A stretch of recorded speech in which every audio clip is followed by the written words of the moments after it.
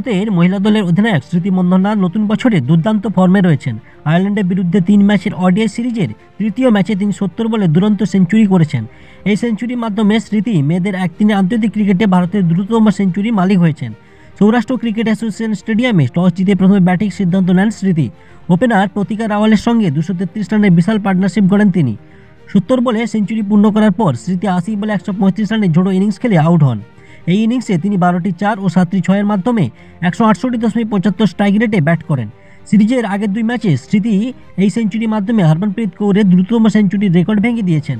একই সঙ্গে তিনি প্রথম এশিয়ান ক্রিকেটার হিসাবে মেয়েদের ওডিআইতে 10টি সেঞ্চুরি মালিক হলেন। ভারতের হয়ে 97টি ওডিআইতে স্মৃতি সংগ্রহ 4209 রান। উল্লেখযোগ্য যে গত বছর আয়ারল্যান্ডের বিরুদ্ধে হরমনপ্রীত কৌর 87 বলে সেঞ্চুরি করেছিলেন। সেই সময় ওয়েস্ট ইন্ডিজের বিপক্ষে হরল্যান্ড দেওয়াল 98 বলে সেঞ্চুরি করেছিলেন। এবছর একই সিরিজে জেমাইমা 90 বলে সেঞ্চুরি করেছেন। তবে স্মৃতির অসাধারণ পারফরম্যান্স তাকে অনন্য উচ্চতায় পৌঁছে দিয়েছে। এরকম ক্রিকেটে নিত্য নতুন খবর পেতে আমাদের চ্যানেলটিকে অবশ্যই লাইক, শেয়ার ও সাবস্ক্রাইব করে আমাদের পাশে থাকুন।